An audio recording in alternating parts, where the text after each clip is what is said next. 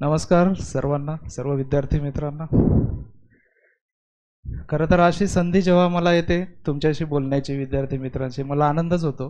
कारण माझ्या शेड्यूलमधून वेळ काढून हे सगळं करायला मला आवडतं. कारण इतिहास हा माझा आवडता विषय आहे आणि तुमच्याशी बोलणं, तुमच्या प्रश्न समजून घेणं किंवा तुम्हाला मार्गदर्शन करणं ही माझी आवडती गोष्ट आहे. मी करत आलेलो आहे.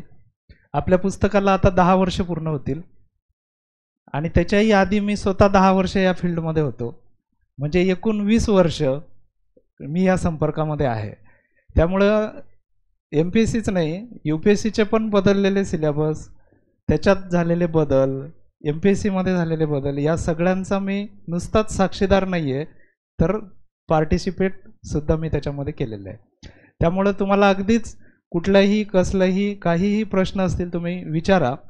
आपण मी लागल्यास मला ड्युअल कम्युनिकेशन आवडतं. मी एकटाच बोलत बसेल त्यापेक्षा आपणही काही प्रश्न विचारले तर त्याच्यावरून मला अजून जरा जास्त चांगल्या प्रमाणात उत्तरं देता येतील. तर आपण माझं झाल्यानंतर मी तुम्हाला ती संधी देईल की तुम्ही तुमचे प्रश्न विचारा. आयदर मग ते हिस्ट्रीचेच पाहिजे असंही नाही, किंवा ते प्रिलिमबद्दलच पाहिजे असंही नाही, ते जुन्या सिलेबसचे पाहिजे, नवीन सिलेबस, कसंही काही तुम्हाला जे योग्य वाटेल असे प्रश्न नक्की तुम्ही विचारा, मला उत्तर द्यायला आवडेल. तर खरं तर परीक्षा पुढे जाणे आणि मग परत अभ्यासाला लागणे हीच एक परीक्षा असते. आणि ह्या प्रक्रियेतून मी पण गेलेलो आहे की आयोग कुठल्या वेळी काय निर्णय आपल्याला येईल हे आपल्याला माहीत नसतं आणि आपण त्या गोष्टीच्या मानसिक तयारीमध्ये असणं हे योग्य प्रशासकाचं लक्षण आहे. विदाउट एनी पॅनिक सिच्युएशन तुमच्याकडून क्रिएट न होता.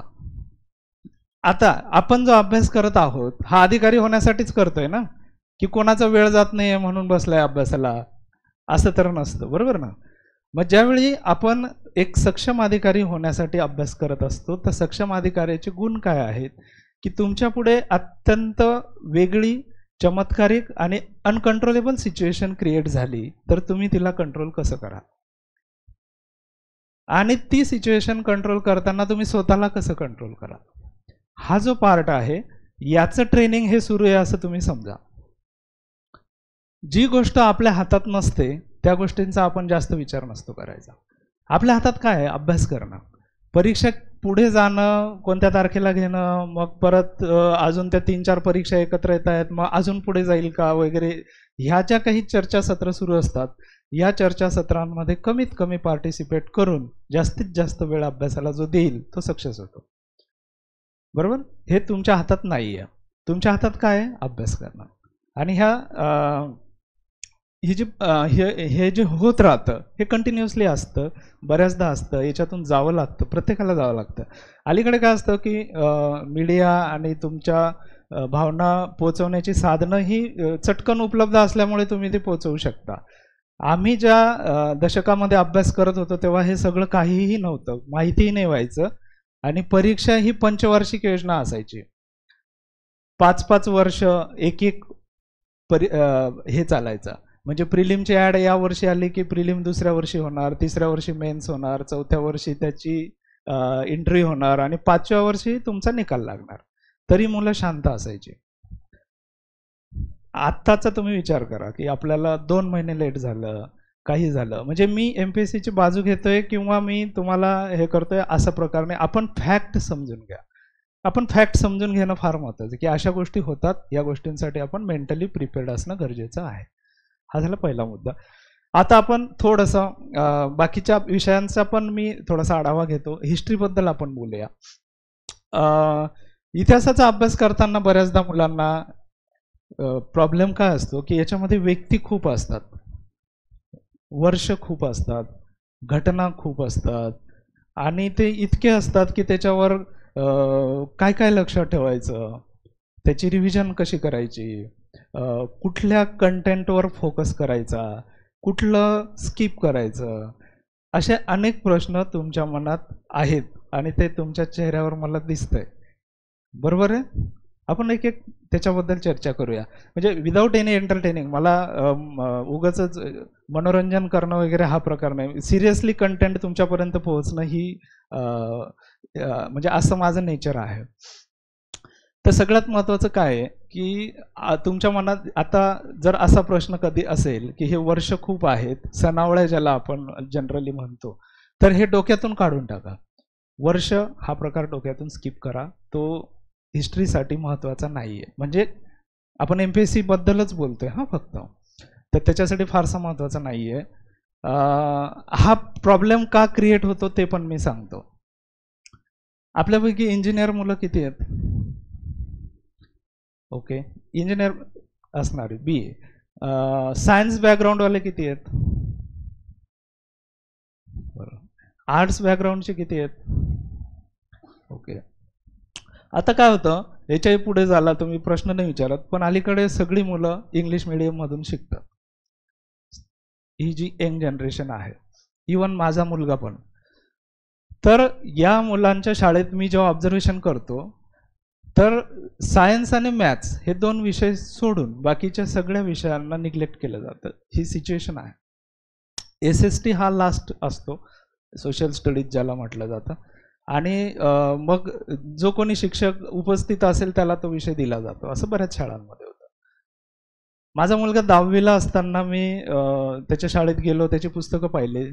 NCERTचं 10वीचं पुस्तक जर तुम्ही बघाल हिस्ट्रीचं, तर असे शब्द आहेत त्याच्यामध्ये की त्याचा अर्थ त्या मुलांना कळणारच नाही जोपर्यंत जो कोणी एक्सप्लेन करून देणार नाही. आणि मग मी ते आमच्या ओळखीची संस्था असल्यामुळे ते प्रिन्सिपल मॅडमने म्हटलं, सर तुम्हीच लेक्चर घ्या इथे आणि मुलांना सांगा. मी पूर्ण एक दिवस गेलो तिथे, म्हणजे एक दिवस 1-2-3 तास मी जे लेक्चर घेतलं ते फक्त आणि फक्त शब्दांचे अर्थ सांगण्यावरच लेक्चर घेतलं. माहीतच नाही मुलांना, म्हणजे मराठी सोडा, मराठीचे आता मी जर सिंहावलोकन शब्द म्हटलं तर बरेच जण सिंह कुठून आला इथे असं पण विचारणारी पिढी आहे. हे आहे, म्हणजे मराठीचं वाचनच कमी झालंय. मग इंग्रजीमध्ये जर गेलं तर अजून त्याचे हिस्ट्रीचे रेफरन्सेस माहीत नसतात. म्हणजे त्यांना नेपोलियन आहे 10वीचं जर आपण पुस्तक वाचाल, प्रिंट जो आहे तो कसं क्रिएट झाला गटेनबर्ग वगैरे पासून ते आहे, इंडियन फ्रीडम मुवमेंटमधल्या काही गोष्टी आहेत, आणि मग युरोपियनमधल्या काही गोष्टी आहेत. आणि हे सगळं कळायला बेसिक तुमचे व्होकॅब्लरी जी असते ती डेव्हलप होणं गरजेचं असतं. हे तुम्हाला का सांगतोय की बेसिक प्रॉब्लेम तिथं आहे की आपल्याला शाळांमध्ये हिस्ट्री प्रॉपर मिळत नाही. असं सगळ्यांकडे होतं असं पण माझं मत नाही. काही शाळांमध्ये चांगलं पण होतं, पण अनेक ठिकाणी अशा गोष्टी होतात आणि मग त्याच्यातून तुमचा बेसिक कच्चा राहतं. मग 10वी नंतर आपण SSTशी काही संबंधच नसतो. 11वी-12वीला सगळी मुलं JEEची किंवा नीटची तयारी करतात आणि मग तिकडं गेल्यानंतर कोणी मेडिकलला जातं, कोणी इंजिनिअरिंगला जातं, कोणी फार्मसीला जातं, कोणी इकडे जातं. आणि मग काही ठरलेली मुलं मग MPSC करायची म्हणून अशी इकडे येतात. आणि मग इकडे आल्यानंतर मग सुरू होतो आपल्याला मग हिस्ट्रीचा अभ्यास, जिओग्राफीचा अभ्यास, पॉलिटीचा अभ्यास. आणि मग हे जेवढं सगळं सर्कल आपण पार करून आलेलो असतो, या सर्कलमध्ये आपला इतिहासाशी कुठेही संबंध नसतो. ना आपलं रिडिंग असतं, ना पेपर रिडिंग असतं, ना रेफरन्स बुकचं रिडिंग असतं. इतिहास अवघड जाण्याचं कारण हे आहे. ओके, मी कधीही सांगतो की इतिहासाच्या अभ्यासाची जर सुरुवात करायची असेल तुम्ही NCERT आणि स्टेट बोर्डची पुस्तकं जी वाचा असं आम्ही म्हणतो, तर मुलं त्याच्यात पण शॉर्टकट बघतात की त्याचे नोट्स कोणीतरी काढून दिलेले असतील तर आम्ही ते वाचूया. ॲटलिस्ट तुम्ही जर अभ्यासाची सुरुवात करताय तर वाचायला घाबरू नका, खूप वाचा, भरपूर वाचा. ज्यावेळी आपण वाचायचे सुरू करतोय, 25 ऑगस्टला ज्यांना परीक्षा द्यायची त्यांनी माझ्या पुस्तकाच्या पलीकडे जाऊ नका, किंवा कुठल्याही विषयाचं 1 किंवा 2 पुस्तक तुम्ही जे ठरवलेलं असेल तेच वाचा. बरोबर, मी हे आता ऑदर बोलतोय हां, जनरल, म्हणजे ज्यांना पुढे नेक्स्ट परीक्षा द्यायची आहे किंवा अजून टार्गेट पुढे आहे, किंवा इन जनरल हिस्ट्रीसाठी काय प्रॉब्लेम असतात आपण त्याच्यासाठी डिस्कस करतोय. ज्यांना ही 25 ऑगस्टची द्यायची आहे परीक्षा, किती जण आहेत ज्याने फॉर्म भरला आणि पेपर द्यायचा आहे? मग आपण याच्यावर जास्त बोललं पाहिजे. तर हे करत असताना वाचून, म्हणजे मेडिकल सायन्समध्ये असं कधी प्रूव्ह झालंय का की एखादी व्यक्ती वाचून वाचून मेला, खूप अभ्यास केला आणि त्याची डेथ झाली, असं होतं का? नाही होत. मग का घाबरायचं आपण 1-2 पुस्तकं एक्स्ट्रा वाचायला? का आपण शॉर्टकट मारायचा?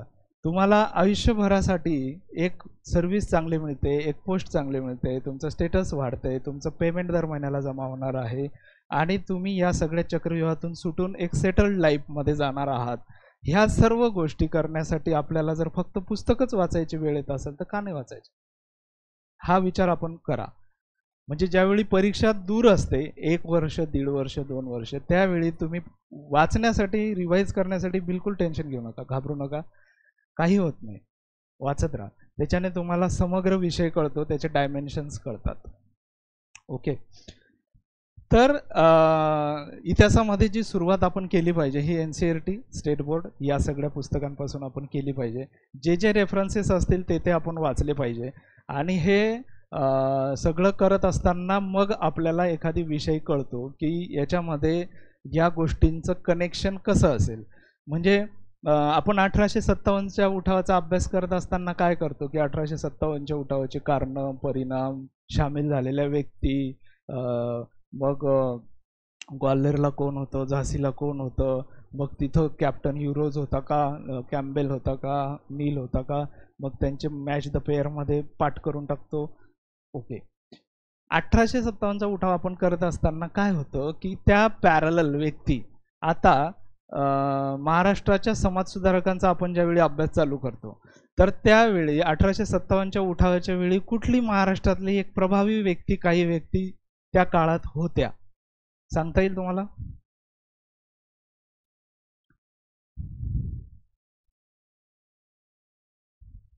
प्रश्न कळाला का?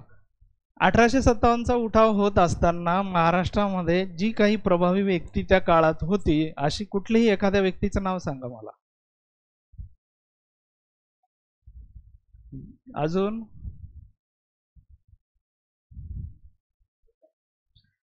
नाना शंकर शेठ होते. रेफरन्सेस बघा. आपण हॉरिझॉन्टली कधी विचारच नसतो करत हिस्ट्रीचा अभ्यास करताना. ज्यावेळी महात्मा फुले होते तेव्हा त्यांच्या काळात अजून कुठली समाजसुधारक होती हा पण एक हॉरिझॉन्टली आपण अभ्यास केला पाहिजे. तुम्ही जर माझं पुस्तक बघितलं तर मी त्याच्यामध्ये जो सिक्वेन्स दिलेला आहे समाजसुधारकांचा हा त्यांच्या जन्मवर्षानुसार दिलेला आहे. कुठेही काही आयोगाचंही फॉलो केलेलं नाही. म्हणजे सिक्वेन्स देताना जन्मवर्षानुसार का दिला आहे की तुम्हाला ते लक्षात यावं की कशानंतर कोण आहे, कोणानंतर कोण आहे आणि कोण व्यक्ती एका काळामध्ये होत्या. आपल्याला जसं टिळक आगरकर माहीत असतं, बरोबर आहे. मग भाऊदाजी लाड किंवा विष्णुबुवा ब्रह्मचारी किंवा नाना शंकर शेठ ह्या सगळ्यांसोबत असताना यांचे एकमेकांचे कधी भेटी झालेल्या आहेत का? मग आपण जेव्हा महात्मा फुले म्हणतो तेव्हा आपल्याला नारायण मेघाजी लोखंडे माहीत असतात, बरोबर आहे ना. दिनमित्राचे संपादक कोण आहे? हा. तर मग हे सगळे एका काळात, ज्या काळात होते त्या काळात यांच्या एकमेकांचे हॉरिझॉन्टली विचार जरी केला तरी तुम्हाला कनेक्शन लागतं की याच्यामध्ये काय आहे. आणि मी जसं आधी म्हटलं की इतिहासामध्ये वर्ष हा प्रकार विसरायचा आहे. वर्ष पाठ करत बसायचे नाही आहेत, अदरवाईज मग ते केमिस्ट्रीचे सगळे फॉर्म्युले एकत्रित पाठ केल्यासारखा प्रकार होईल आणि मग तुमचं कन्फ्युजन होईल, बरोबर. घटना जर तुम्हाला कळाली कशानंतर काय आहे, तिचा त्याच्या मागचं लॉजिक कळालं की कशामुळे काय झालं, बरोबर, तर तुम्ही इतिहासाच्या त्या फॅक्ट विसरू नाही शकत. पण त्याच्यासाठी तुम्हाला तेवढा अभ्यास, तेवढं वाचन करावं लागतं आणि ते परत परत रिवाईज करावं लागतं. मुंबईचे पहिले कमिशनर होते, कोण होते माहिती आहे?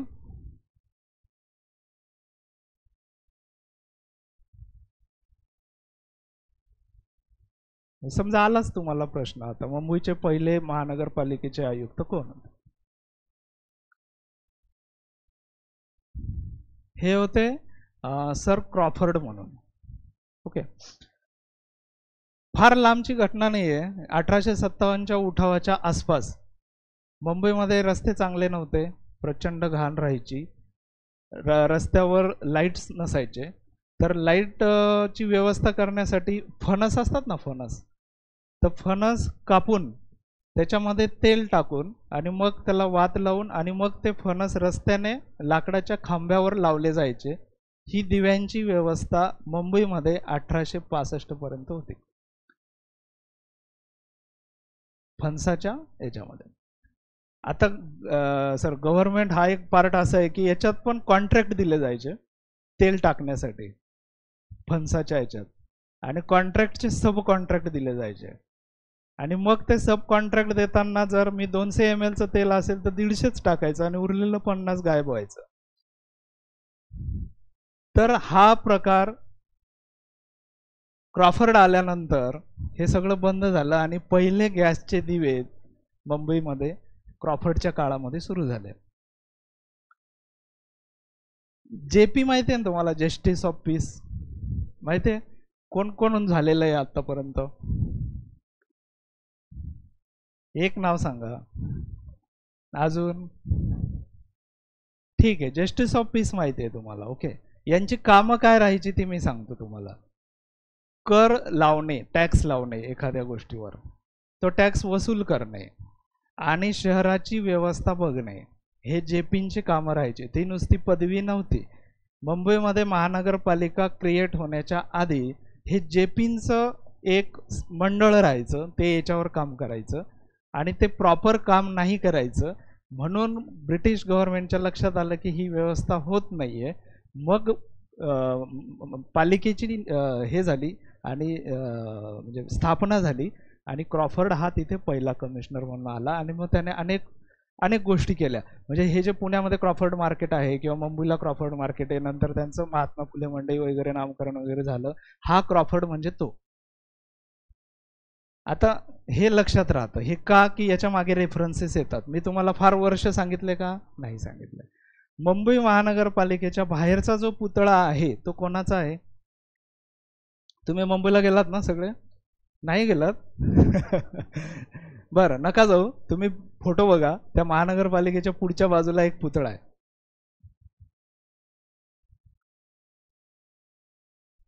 फ्रेम तर आठवते ना, असं पाहिलेलं एक, म्हणजे बातम्या जरी न्यूज जरी पाहिल्या तरी त्याच्यावर तेच दाखवतात की जिथे तो महानगरपालिकेची एंट्री गेट आहे. एकदम बरोबर, फिरोजशाह मेहतांचा पुतळा तिथे आहे. मग आता ज्यावेळी आपल्याला प्रश्न येतो यांना मुंबईचे अनभिषिक्त सम्राट का म्हटलं गेलं, तर त्या काळात जी काही कामं झाली ती. पण याच्या मागे एक इंटरेस्टिंग फॅक्ट सांगतो तुम्हाला. ज्यावेळी कायदेमंडळामध्ये चर्चा सुरू झाली की महानगरपालिकेच्या पुढे कोणाचा पुतळा बसवायचा, तर आता ब्रिटिश गव्हर्नमेंट असल्यामुळे ते म्हणे राणीचा पुतळा बसवा. मग फिरोजशाह मेहतांनी विरोध केला होता की राणीचं किंवा ब्रिटिश गव्हर्नमेंटचं याला योगदान काय, मुंबईसाठी काय योगदान आहे, पंचम जॉर्जचं किंवा राणीचं योगदान काय, तर आम्ही तो बसवणार नाही. आणि मग त्यांनी सांगितलं की फिरोजशाह मेहता काय स्वतःचा पुतळा तिथे बसवणार आहेत का? मग फिरोजशाह मेहतांनी त्याला उत्तर दिलं की का नाही, देवाच्या मनात असेल तर माझाही पुतळा तिथे बसेल. आणि आहे, हे झालेली घटना आहे, याचे रेफरन्सेस आहेत आणि ह्या चर्चा रेकॉर्ड झालेल्या आहेत संसद पटलावर त्या काळातल्या, आणि ॲज इट इज ती घटना तशी झाली आहे. मग आता हे ज्यावेळी तुम्हाला स्टोरीच्या रूपात येतं तेव्हा तुम्हाला लक्षात ठेवण्याची गरज असते का? नाही, तुम्हाला पटकन येणार. जरी आज जरी विचारलं की कोणाचा पुतळा आहे तिथं तर हा सगळा इतिहास हा अशा पद्धतीनं जर गेलो आपण तर तो लक्षात ठेवायला पण बराच सोपा जातो. बरोबर आहे. आता परीक्षेच्या याच्यात आपण बोलूया अजून. याच्यावरचा प्रश्न आता राज्यसेवेला तुम्हाला आपण एक दोन पार्ट करूयात. ॲन्सेंट मिडिवल हा एक भाग झाला आणि मॉडर्न आणि महाराष्ट्र हा एक पार्ट झाला. बरोबर. तर ज्यावेळी आता मी दरवेळी परीक्षांचं विश्लेषण करतो, प्रश्नपत्रिकांचं, ज्यावेळी तुमच्या परीक्षा होतात, मी गेल्या 4-5 वर्षापासून बघतोय की त्याच्यामध्ये काय कशावर यांचा फोकस आहे, MPSCचा फोकस कशावर आहे. तर आपण जर व्यवस्थित पाहिलं तर तुम्ही एक 50-50% जर केलात तर आधुनिक काळावर 15 पैकी 10 पर्यंत प्रश्न असतात. 10, 12, 13 पर्यंत प्रश्न असतात. एखादी वर्ष असं आहे की जिथं प्राचीनमध्ये जास्त प्रश्न आहेत. मध्ययुगामध्ये 1 किंवा 2, फार तर 2 प्रश्न, 3 विचारले तर विचारले, असं एखादी वर्षी झालंय. बट 1 किंवा 2 प्रश्न मिडिवलवर असतो, जो इतका अवघड असतो की तुम्ही काहीही केलं तर ते बऱ्याचदा बीट होण्याची शक्यता कमी असते, किंवा तुम्ही 2 पैकी 1 करू शकता. हे मी फॉर्मली इन्फॉर्मली बोलतोय, म्हणजे मित्र म्हणून तुम्हाला मी त्या गोष्टी सांगतोय की म्हणजे कशामुळं की मध्ययुगीन कालखंडासाठी इतकी पुस्तकं आहेत की जर ती तुम्ही 2 मार्कासाठी वाचायला गेलात तर तो थोडासा प्रॉब्लेम होतो. प्राचीनला तुम्ही वाचा, प्राचीन स्किप करू नका. प्राचीनला मे बी म्हणजे आता पुढच्या याच्यापासून जर आपण UPSCचा पॅटर्न फॉलो करतोय मेन्ससाठी, तर प्रिलिमसाठी पण तो पॅटर्न फॉलो झाला पाहिजे. मग प्रिलिमला UPSC काय करतं, मी UPSCचे पण पेपर बघतो. UPSCला ॲन्साइंटवर प्रश्न जास्त आहेत मॉडर्नपेक्षा. तुम्ही एक लक्षात घ्या, ॲन्साइंट आणि मिडिवल. आणि ॲन्साइंट आणि मिडिवलमध्ये पण आर्ट अँड कल्चरवरचे प्रश्न जास्त.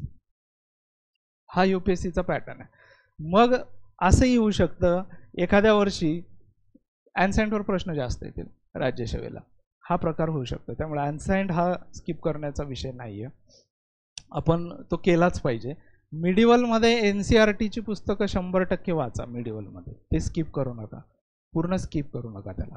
NCERTमध्ये खूप छान दिलेलं आहे, विथ फिगर्स आहे, विथ ग्राफ्स आहे, विथ मॅप आहे. आणि आर्ट कल्चर पण त्यांनी थीम्स इन इंडियन हिस्ट्री म्हणून पुस्तक आहे, मला वाटतं 7वीचं पुस्तक आहे आणि 11वीचं एक पुस्तक आहे. दोघांमध्ये मिडिवल इंडिया कव्हर होतो. ॲन्साइंट इंडियासाठी 6वीचं एक आहे आणि 11वी-12वीला आहे.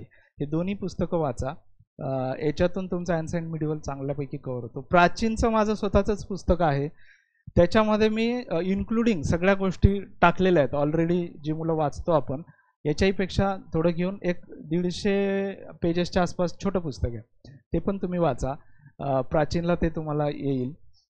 आणि प्राचीनला विचारण्याचा त्यांचा घटक ठरलेला असतो. म्हणजे हडप्पन संस्कृतीपासून चालू केलं आपण तर हडप्पा, वैदिक, उत्तर वैदिक, मौर्य, गुप्त, सातवाहन, हर्ष आणि सल्तनत येईपर्यंत हा जो पार्ट आहे, हा सिक्वेन्समधल्या ठळक ठळक गोष्टी आणि त्याच्याशी रिलेटेड गोष्टी. म्हणजे मध्ये त्यांनी नद्यांची नावं प्राचीन आणि आधुनिक काय आहे अशी विचारलेली आहेत. शहरांची नावं प्राचीन आणि आधुनिक काय आहेत अशी विचारलेली आहेत. महाजनपद जी 16 आहेत ही पाठच करून टाका.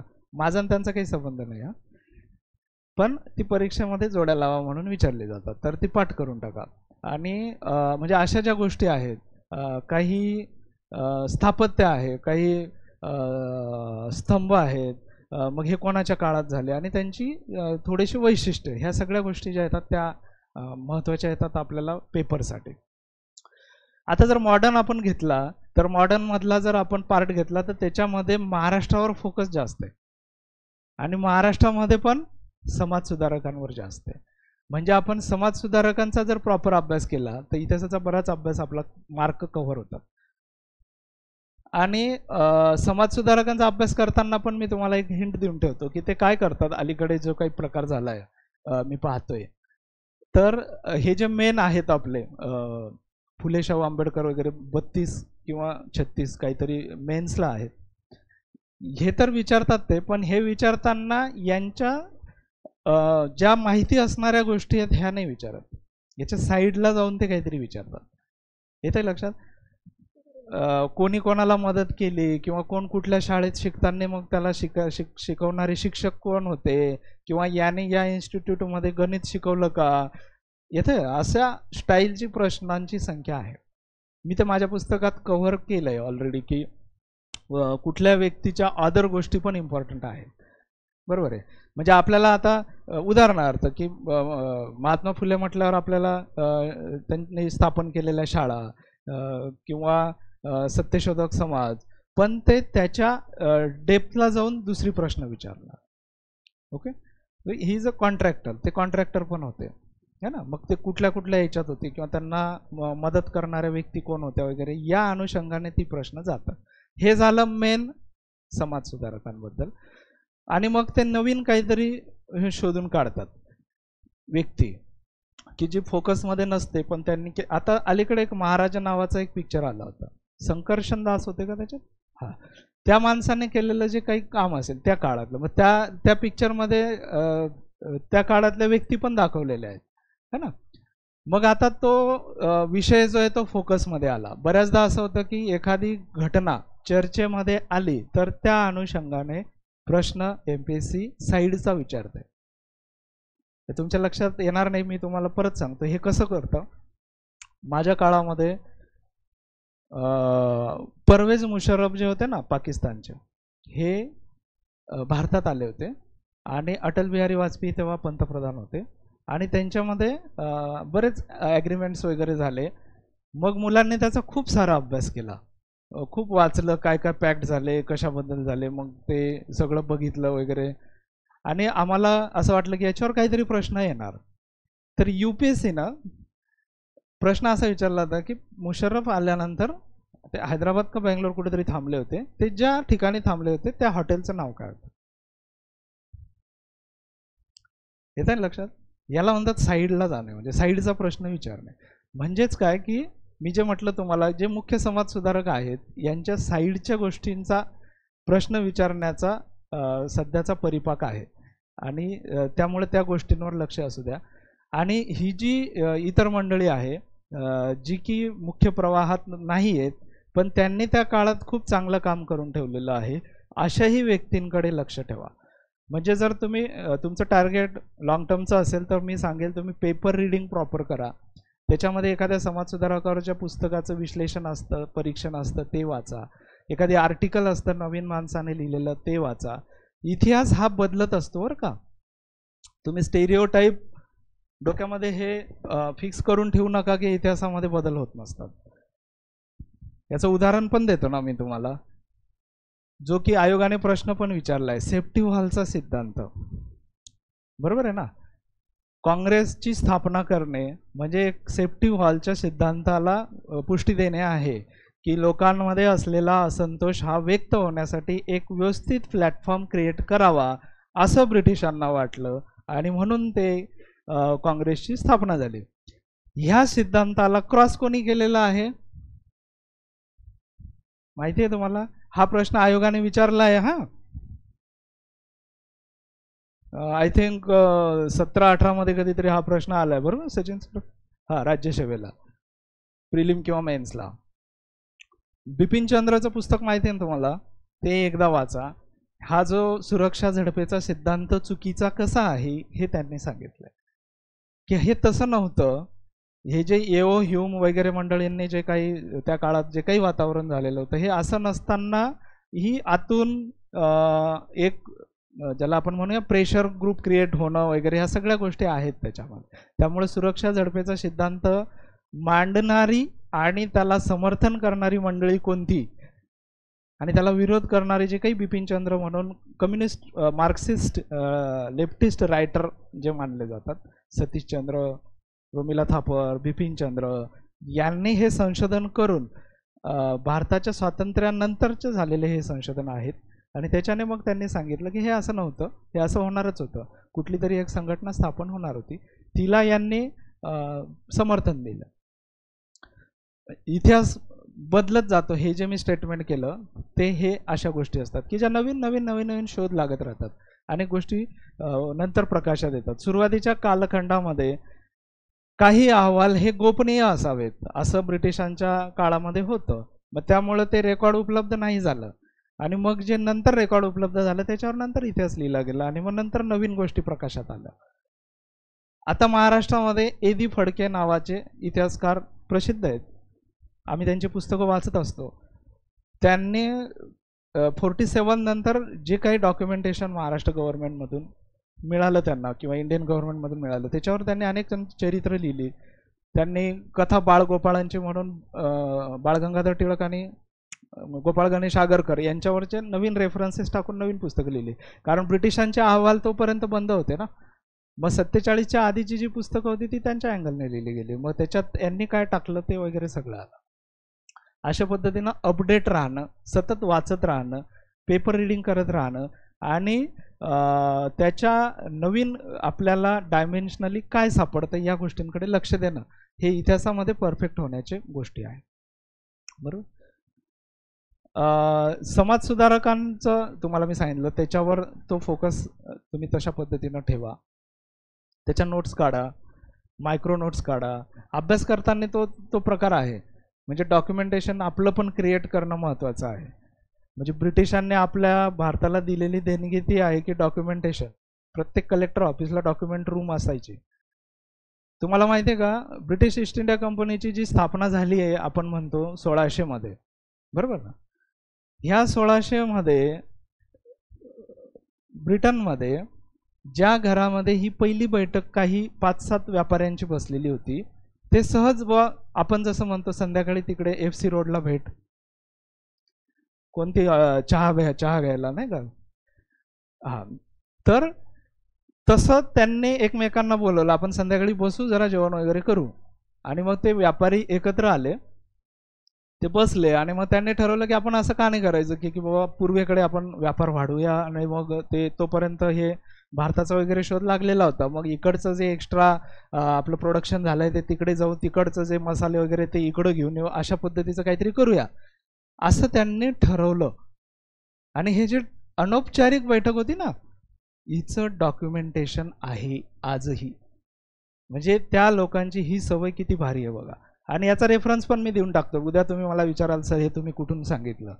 तर विल्यम डॅलरिम्पल नावाचे लेखक आहे, जो माणूस ब्रिटिश आहे पण भारताच्या इतिहासावर त्यांनी आतापर्यंत 3-4 पुस्तकं लिहिली आहेत.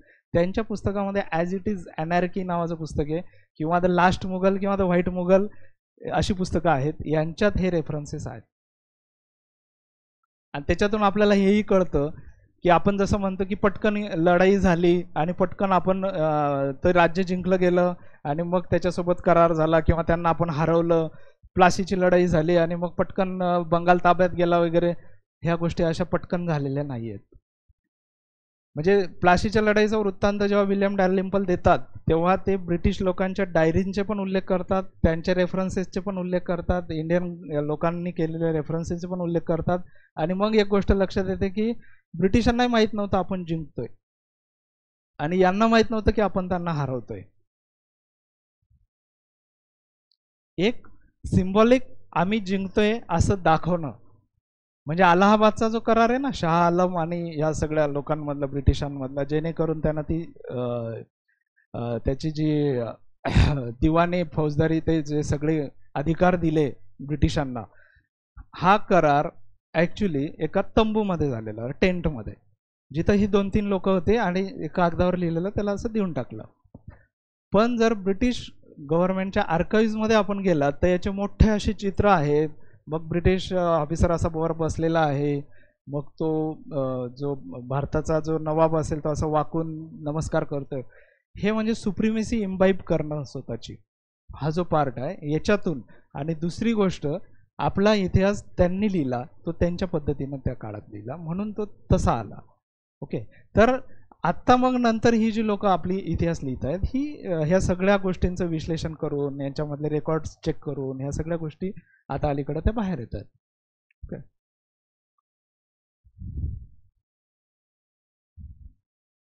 आणि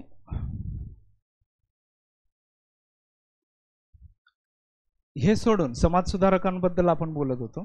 समाजसुधारकांचा विषय सोडून उरलेला कुठले टॉपिक अजून इम्पॉर्टंट आहेत आपल्या परीक्षेसाठी, तर ज्याला आपण प्रबोधन काळ म्हणतो. रेनेसन्स जो मध्ययुगात म्हटला गेला, आपल्याकडे तेवढं त्याला इम्पॉर्टन्स त्या शब्दाला नव्हतं, बट आपण तरी त्याला म्हणतो. त्याच्यामध्ये येणाऱ्या चळवळी, सत्यशोधक है ना, ब्राह्मो, प्रार्थना समाज है ना, जे काही असतील त्याच्यामध्ये जेवढ्या गोष्टी आहेत चळवळींमधल्या, ब्राह्मणेतर चळवळ, ह्या सगळ्या गोष्टी खूप महत्त्वाच्या आहेत परीक्षेसाठी. मग त्याच्यामध्ये काय होतं की 2 प्रकारे त्याच्यावर प्रश्न येतात जर आपण त्या चळवळी पाहिल्या. प्रॉपर ती संस्था जी असेल तिच्याबद्दल आणि त्या संस्थेशी रिलेटेड असणाऱ्या व्यक्तींबद्दल, बरोबर. मग त्या व्यक्तींचं कार्य, त्यांनी काय केलं त्या संस्थेसाठी, अशा पद्धतीचे प्रश्न आहेत. त्यामुळे आपण त्या गोष्टींचा त्याही अभ्यास करा. माझ्या पुस्तकामध्ये मी काय केलं आहे, एखादी सत्यशोधक समाज आहे त्याच्याखाली आपण त्या व्यक्ती घेतल्या आहेत, ब्राह्मण समाज आहे त्याच्याखाली त्या व्यक्ती घेतल्या आहेत, शिक्षणाचा टॉपिक आहे त्याच्याखाली त्या व्यक्ती घेतल्या आहेत, वृत्तपत्र आहे त्याच्याखाली त्या व्यक्ती घेतल्या आहेत. त्या व्यक्तींशी रिलेटेड आपल्याला लगेच त्याची लिंक लागते आणि आपण तो त्याला परीक्षेसाठी यूज करू शकतो त्या गोष्टींचा. हे सगळं प्रबोधन काळ, समाजसुधारक. याच्यानंतर तिसरा अजून मला महत्त्वाचा वाटतो, महिलांशी रिलेटेड ज्या काही चळवळी आहेत किंवा महिला समाजसुधारक आहेत, हा पण एक खूप इम्पॉर्टंट टॉपिक आहे ज्याच्यावर प्रश्न बनतात. मग पंडिता रमाबाई की रमाबाई रानडे याच्यामध्ये आपलं कन्फ्युजन होणार नाही जर आपण प्रॉपर अभ्यास केला तर. प्रश्न रमाबाई रानडेंचा असतो, आपण पंडिता रमाबाई आपल्या डोक्यात असतं. हे परत परत वाचलं तर ते कन्फ्युजन दूर होतं. आणि महिलांशी रिलेटेड मी सेपरेट म्हणजे ते सगळं एकाच ठिकाणी घेतलंय, तुम्ही बघा त्याच्यामध्ये खूप आहेत आणि ते सगळं वाचा, त्याला रिव्हिजन द्या परत परत, त्याच्यावर प्रश्न असतात. आणि वृत्तपत्राशी रिलेटेड प्रश्न आहेत, किंवा शाहू महाराजांनी ज्या वृत्तपत्रांना मदत केली आहे त्याच्याशी रिलेटेड प्रश्न आहेत, वृत्तपत्राशी संबंधित व्यक्ती ज्या आहेत त्या व्यक्तींशी रिलेटेड प्रश्न आहेत. आणि त्यामुळं इतिहासामध्ये फार असं एकदमच ते अंधारात जाऊन वगैरे प्रश्न नाही विचारत. ह्याच कुठल्या तरी मी जे आता सगळे मुद्दे अनसेंटपासून तुम्हाला मॉडर्नपर्यंत सांगितले इथपर्यंत ते येतात आणि अशा वेगवेगळ्या विषयांना ते टच करत राहतात. ठीक आहे, मला वाटतं आता मी तर बोलत राहणार, माझ्याकडे इतिहासात भरपूर बोलण्यासारख्या गोष्टी आहेत, दिवसभर बोलू शकतो. तुमच्याकडून मला प्रश्न अपेक्षित आहे, तुमच्या शंका मला कळाल्या तर म्हणजे नेमकं एक्सपेक्टेशन तुमचं काय आहे ते पण मला कळेल.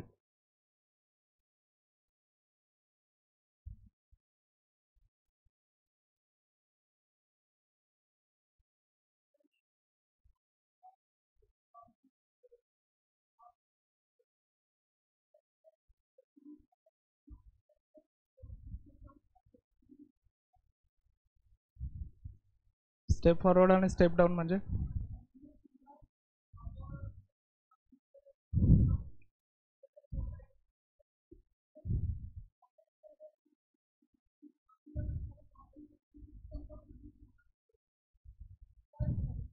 हा नाही, आता त्याच्यामध्ये काय आहे की ब्राह्मणेतर बस आपण दोन गोष्टी डोळ्यापुढे ठेवायच्या. एक सिलेबस, दुसरं PYQ. बरोबर. आता 2013 पासून 2024 पर्यंत राज्यसेवा मेन्समध्ये दरवर्षी 60 प्रश्न विचारले जातात. किती प्रश्न विचारले जातात? 60 प्रश्न. 60 गुणिले 10, 600 प्रश्न तुमचे तयार झालेले आहेत, जे सरळ सांगतं की आयोग कशावर फोकस करतोय. ही पहिली गोष्ट. आणि हे प्रत्येक विषयाबाबतीत लक्षात घ्या, प्रत्येक विषयाबाबतीत, म्हणजे तुमचा पॉलिटी असेल, सायन्स असेल, इकॉनॉमी असेल, तुम्ही बघा की या गोष्टींचा फायदा. आता अभ्यासाच्या पद्धतीमध्ये मी तुझ्या प्रश्नाचं उत्तर देतो. अभ्यासाच्या पद्धतीमध्ये काय होतं, आपण मुलांना आम्ही सर कायम सांगत राहतं की तुम्ही सिलेबस बघा, PYQ बघा. मग PYQ मुलांचे पाठ असतात. सर माझं सगळं PYQ झालेत, बरोबर ना, एकदम तोंडीपाठ बिलकुल. पण त्याच्या पुढे जाऊन त्या PYQ मध्ये आलेल्या ऑप्शन्स जे आहेत वेगळे, म्हणजे उत्तर सोडून, हे कशाशी रिलेटेड आहेत हे एकदा आपण पाहिलं पाहिजे. PYQ बघत असताना कोणत्या एरियावर प्रश्न जास्त विचारले गेलेले आहेत हे आपण पाहिलं पाहिजे. ज्या एरियावर जास्त प्रश्न विचारले गेलेले आहेत त्या एरियामधला कुठला सब टॉपिक अजून सुटलेला आहे हे पण आपण पाहिलं पाहिजे. आणि हे जर एकदा आपल्या लक्षात आलं की मग आपल्याला कळतं की कुठल्या गोष्टीवर आपण फोकस केला पाहिजे. बरोबर आहे. आता ब्राह्मणेतर चळवळचा राजाश्रय जो होता हा शाहू महाराजांशी रिलेटेड होता. त्यामुळे शाहू महाराजांनी ज्या ज्या व्यक्ती आणि ज्या ज्या वृत्तपत्रांना मदत केलेली असेल ते सगळं आपल्या अभ्यासाचा टॉपिक बनतो ब्राह्मणेतर चळवळीशी रिलेटेड. बरोबर आहे. त्यामुळे तू जे म्हणतोय ते जे प्रश्न आतापर्यंत आलेले आहेत याला सोडून त्याच्याशीच रिलेटेड उरलेलं काय आहे हे आता आपण जर बघितलं तर आपल्याला क्लिअर होतं की आता हे येऊ शकतं.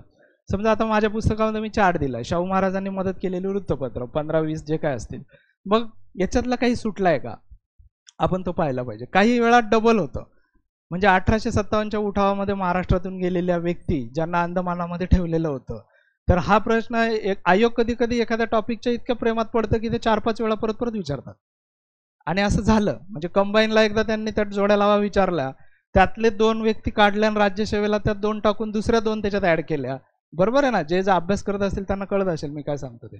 आणि मग आपल्या लक्षात, मग मी काय केलं की मी त्याचा एक रेफरन्स बुक शोधलं जे कोल्हापूरच्या एका माणसाने लिहिलेलं होतं, यात्री अंदमानाचे म्हणून, आणि त्यांच्याकडून ती सगळी लिस्ट मागवली आणि ती आपल्या पुस्तकामध्ये पहिला ऍड केली की बाबा हे कुठलाही व्यक्ती सुटू नये अंदमानामध्ये गेलेला व्यक्ती महाराष्ट्रातून, आणि ती सगळी लिस्ट आपल्या पुस्तकामध्ये दिली आहे. त्याच्यानंतर जे काही आलेलं असेल ते कॉपीच केलेलं असेल लोकांनी, कारण की तो ओरिजिनल रेफरन्स शोधण्यासाठी मला फार त्रास झाला, तिकडनं ते बुक आणणं आणि मग ते सगळं ॲड करणं. तर हे अशा पद्धतीचे प्रश्न, म्हणून मी ते सगळं ॲड केलं. तसा प्रकार हा वेगवेगळ्या चळवळींबद्दल होणार आणि तो आपल्याला काय राहिलंय ही गोष्ट आपल्याला त्याच्यावर क्लिअर होणार. अजून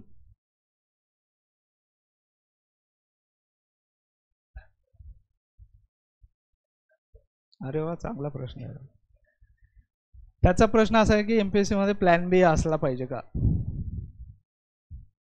आपण जस्ट जस्ट जस्ट जस्ट असं बी फ्रँक, हा एकदम रिलॅक्स राहा. कोणाकोणाला वाटतं की प्लॅन बी असावा हात वर करा, आणि कोणाला वाटतं की प्लॅन बी नसावा? अरे बापरे. हे जस्ट आहे, हे काही असं मी पर्सनली मला हे करत नाही. आपले विचार आणि प्रत्येकाचं आयुष्य आहे आणि आपल्या आयुष्याचे निर्णय घेण्याचे अधिकार आपल्याला आहेत. ही पहिली गोष्ट लक्षात आहे ना तुमच्या. तुम्हाला कोणी बळजबरी केलंय का की तू बसच इथं आणि अभ्यास कर एमपीएससीचा, पुण्यामध्येच थांब, असं तुमच्यावर बर्डन आहे का? नाही, स्वतःचं सोडून, है ना. आता याच्यामध्ये काय आहे की हे डिपेंड करतं आपली डिग्री कशामध्ये आहे, आपल्याला जर नाही झालं तर कशात होणार आहे वगैरे, ह्या गोष्टी आहेत. आणि ह्या मला वाटतं ह्या इंडिव्हिज्युअली आपणच निर्णय घ्यायचा आहे. मी याच्याबद्दल फक्त माझ्याबद्दल बोलणार, मी काय केलं होतं. बाकी निर्णय तुम्ही घ्या, प्लॅन बी असावा की नसावा, कारण हा वेगळा प्रश्न आहे आणि त्याचं उत्तर हे डिपेंड करतं की तुम्ही कुठल्या इकॉनॉमिकल सिच्युएशनमध्ये आहात, तुम्ही तुमच्या घरची लोक काय म्हणतात, तुमची जी डिग्री आहे ती प्रोफेशनल आहे का, हे सोडल्यानंतर तुमच्याकडे जो सेकंड ऑप्शन आहे तो तुमचा बेस्ट ऑप्शन असू शकतो का. अनेक प्रश्न आहेत, या सगळ्यांची उत्तरं विचार करायची आणि मग आपण आपला निर्णय घ्यायचा. मी ज्यावेळी एमपीएससीचा अभ्यास करत होतो, यूपीएससीचा पण करत होतो, बऱ्याचदा मुलं विसरून जातात. माझ्याकडे यूपीएससीची पण एक पोस्ट आहे, मी IRPS झालोय, इंडियन रेल्वे पर्सनल सर्व्हिस. हां, आणि ते वर्ष होतं 2009चं. म्हणजे सर जे बोलले, बालाजी आणि मी ज्या इंटरव्ह्यूला सोबत होतो त्यावेळी बालाजी IAS झाले आणि मला IRPS मिळालं होतं. मी ते लेफ्ट केलं कारण माझ्याकडे इकडची पोस्ट होती, ACST क्लास 1ची. आणि त्यामुळे त्या काळामध्ये जे मी निर्णय घेण्याचा प्रक्रियेचा विचार करायचो तो असा होता की मी जिल्हा परिषदला शिक्षक होतो, पण मी मोस्ट ऑफ द टाइम रजेवर असायचो अभ्यासासाठी, कारण मला ही गोष्ट आवडत नाही की मी अभ्यास पण करणार आणि हे पण करणार, ते माझ्याकडून शक्य नाही व्हायचं. मी रजेवर असायचो, पण माझ्या हातात जॉब होता जो की जाणार नाही असं मला वाटायचं. आणि वेळेवर मी असंही ठरवलं की गेला तरी चालेल पण हे पूर्ण करायचं. म्हणजे मी माझ्या डोक्यात शेवटच्या 3-4 वर्षामध्ये एकच ठेवलं होतं की मला परत नाही जायचं, मी इकडंच सिलेक्ट होणार, सेकंड ऑप्शनच नको मला. आणि मग ते खटखट 3 सिलेक्शन झाले आणि मग ते थांबलो. तर हा निर्णय आपला आपण घ्यायचा आहे. अजून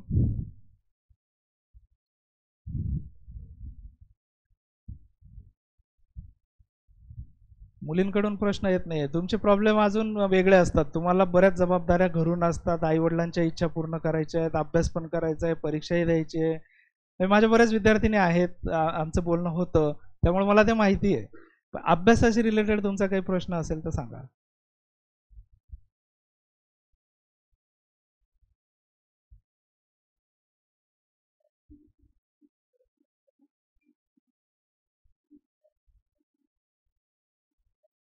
आता नेमकं म्हणजे कसं की आता वृत्तपत्राचं आपण घेतलं, आता पर्यायामध्ये जो वृत्तपत्र बरोबर आहे तर उरलेले 3 कोणाशी रिलेटेड आहेत त्याचा अभ्यास करायचा.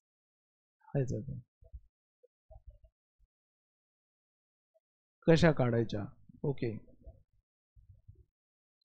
आता हे थोडक्यात सांगतो मी तुम्हाला. आपण ज्यावेळी पुस्तक वाचतो ना, कुठल्याही पुस्तकाचे 2-3 रीडिंग करायचे. म्हणजे नवीन तुम्ही वाचायला पुस्तक घेतात कुठल्याही विषयाचं, त्यावेळी ते पुस्तक वाचताना प्लेनली वाचून काढायचं, त्याला कुठेही अंडरलाईन करू नका, काही करू नका. कंटेंट समजून घ्या. इवन तुम्ही लक्ष्मीकांत जरी वाचायला घेतला तरी कंटेंट समजून घ्या. एकदम थ्रू आउट रीडिंग करा, काहीही करू नका. गोष्टींचं पुस्तक वाचतंय तसं वाचा, बरोबर. ज्यावेळी तुम्ही सेकंड रीडिंग कराल त्या सेकंड रीडिंगच्या वेळेस सिलेबस पाहिलेला असणार आहे, PYQ पाहिलेले असणार आहे आणि तुम्हाला हे माहीत असणार आहे की हे इम्पॉर्टंट आहे. त्यावेळी त्याला अंडरलाईन करा, ज्या की फार सगळंच हे करत बसू नका. खूप महत्त्वाचं वाटलं त्याला अंडरलाईन करा. आणि ज्यावेळी तुम्ही थर्ड रीडिंग करतात, जी की तुमचं सगळं झालं आहे आणि मग थर्ड रीडिंगच्या वेळी एकदमच इम्पॉर्टंट गोष्टी आहेत त्या आपण बघतो. आता हे पुस्तकाचं रीडिंग अशा प्रकारे झाल्यानंतर जेव्हा आपण नोट्स काढतो, त्या नोट्स काढत असताना फक्त शब्दांमध्ये लिहायचं आहे, ते कुठेही पूर्ण वाक्य लिहायची गरज नाही आहे. कुठेही ॲडजेक्टिव्ह वापरायची गरज नाही आहे. म्हणजे झाशीच्या राणी लक्ष्मीबाई ह्या प्रचंड शूर होत्या या वाक्य परीक्षेला विचारलं जात नाही, त्यामुळे ते वाक्य लिहिण्याची गरज नाही आहे. त्यांची ती तारीख आणि तो कोण होता युरोज किंवा कॅम्बेल ते ठिकाण डॅश करून लिहिलं, हे एक याच्यात नोट्स क्रिएट होतं. त्यामुळे नोट्स तयार करताना असं करा. आम्ही माझा UPSCला पण मुख्य विषय जो होता त्या काळात 2 राहायचे, इतिहास आणि पॉलिटी, माझे 2 ऑप्शनल होते. इतिहासाला मी जे नोट्स बनवले होते ते फक्त 30 पेजेसचे होते. ऑप्शनल म्हणजे तुम्ही विचार करा की ते डिस्क्रिप्टिव्ह याच्यामधलं होतं. आणि त्या 25-30 पेजेसमध्ये माझे सगळं कव्हर व्हायचं. इतक्या शॉर्टमध्ये त्या नोट्स आल्या पाहिजे, ज्या आपल्याला आपल्या सततच्या अभ्यासाने कळतात. आणि त्या प्रत्येकाच्या आपल्या आपल्या याच्यानुसार वेगळं असतात. माझं हे जे पुस्तक आलं, आता तुम्ही जी 9वी एडिशन वाचताय, ही जेव्हा पहिल्यांदा 2013ला आली, ही फक्त 125 का 130 पेजेसची होती. का की ते माझे जे नोट्स होते हेच फक्त मी थोडे वाढवून याचं बुक तयार केलं.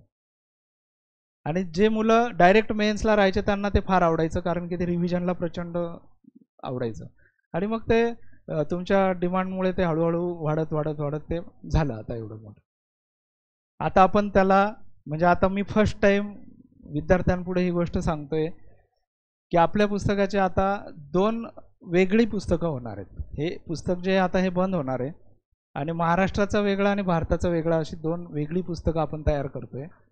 जी 2 वेगळी पुस्तकं तयार होणार आहेत ही तुम्हाला नवीन सिलेबसलाही उपयोगाला येणार आहेत आणि जे तुमच्या आता कंबाईनचं चाललं आहे याही सिलेबसला उपयोगी पडणार आहे. हे सगळे अपडेट्स जे आहेत हे मी माझ्या टेलिग्राम चॅनलला टाकत असतो, हिस्ट्री समाधान महाजन या नावानं. हे मी का सांगतोय की मला ऑथराईज व्यासपीठ नाही आहे दुसरं, मी कुठल्याही याला जॉईन नाही आहे. युनिककडून पुस्तके पण ते माझे पब्लिकेशन आहेत, मी काही तिथं रोज शिकवायला जात नाही. कधी जसं इथं आलो गेस्ट लेक्चर तसं तिकडे जातो. या टेलिग्राम चॅनलला मी सगळे अपडेट टाकतो, तर तुम्ही ते जॉईन केल्यावर तुम्हाला ते भेटेल, हिस्ट्री समाधान महाजन याच्यावर. आणि ते कधी येतं आहे, कुठं भेटेल किंवा काय भेटेल हे सगळे अपडेट्स मी कळवत राहील. पण ते जे येणार आहे याच्यामध्ये काय होतं आहे की तुम्हाला महाराष्ट्राचं जो काही रेफरन्सेस येणार आहे, हे सगळे जे मी काही इतर नावं सांगितली याच्याही व्यतिरिक्त आणखी खूप सारी लायब्ररी माझ्या घरी आहे. या सगळ्या पुस्तकांचा रेफरन्स घेऊन महाराष्ट्राचं पुस्तक येणार, सेम भारताचं पण तसंच येणार. आणि हे एवढ्या 2-3 महिन्यात होईल, मला आता निश्चित तारीख नाही सांगता येत, त्याच्यावर काम चालू आहे, तेवढं आपण करणार आहोत.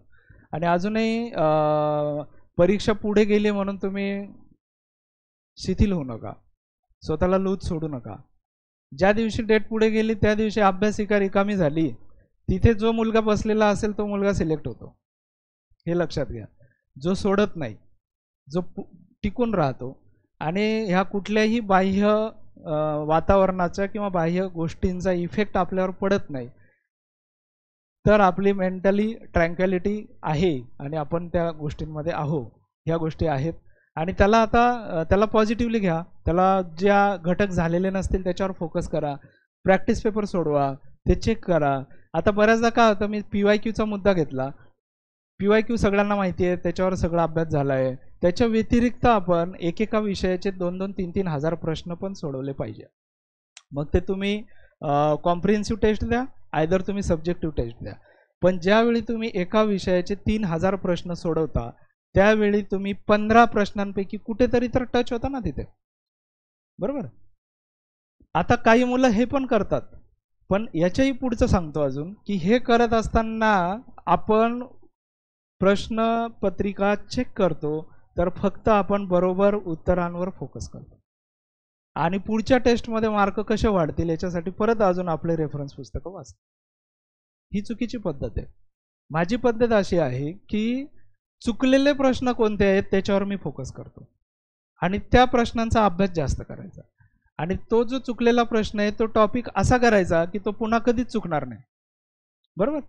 मग ज्यावेळी तुम्ही पुढची प्रश्नपत्रिका सोडवता त्यावेळी जर त्या टॉपिकवर प्रश्न असेल तर तो तुम्ही चुकणार नाही. अशा पद्धतीनं जर तुम्ही एकेका विषयाचे 3-3 हजार प्रश्नांना टच झालात तर मला नाही वाटत की तुम्ही कट ऑफ लाईनच्या अलीकडे असाल, तुम्ही पलीकडेच जाणार. आणि अजून जसं मी म्हटलं की बाह्य गोष्टींचा विचार नाही करायचा, त्याच्यातली अजून एक गोष्ट सांगतो.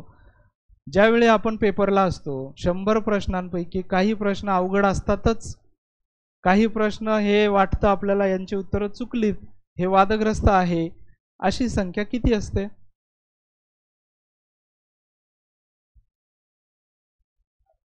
5, 10, 15, 20, 25, 30, सोडा 70 उरलेत ना आता. मग 70 तुमच्या बरोबर आले पाहिजे. येतात? नाही येत. आपण काय करतो, आपण त्या जे वादग्रस्त गोष्टी आहेत त्याच्यावर फोकस करतो, जे अवघड प्रश्न आहेत आपण त्याच्यावर फोकस करतो. आपण आपल्या अभ्यासावर आणि आपल्या असणाऱ्या 55-60 प्रश्नांवर फोकस नाही करत. आणि मग सिली मिस्टेकमध्ये आपल्या स्ट्रॉंग पॉईंटमधला एखादी प्रश्न चुकून येतो आणि जो काही अवघड प्रश्न होता त्याच्या विचारांमुळे हे सोपे 3-4 चुकून येतो. त्यामुळे ही गोष्ट करू नका. पेपरचं ॲनालिसिस तिथं जागेवरच करू नका. तुमच्याकडे GS1ला वेळ भेटतो मला माहिती आहे, मग त्याचा अर्थ असा नाही की आपण त्याचं विश्लेषण तिथंच करायला लागणे आणि परत चुकीचं काहीतरी करून येणे. जो टॉपिक आपला पक्का आहे त्याची उत्तरं चुकली नाही पाहिजे. 55-60 प्रश्न जे आहेत हे आपले बरोबर आले पाहिजे, या गोष्टीकडे आपण लक्ष द्यायचं. उरलेले कितीही वादग्रस्त असो, कितीही चुकीचे असो, आयोगाचं काहीही असो, आपलं मेरिट हे 60 प्रश्नांचं पाहिजे, मग आपण रिझल्ट येतो. ओके, मला वाटतं मी आता इथं थांबावं. अजून तुमचं काही असतील प्रश्न आपण नंतर मी कधी आलो तर आपण बोलूयात.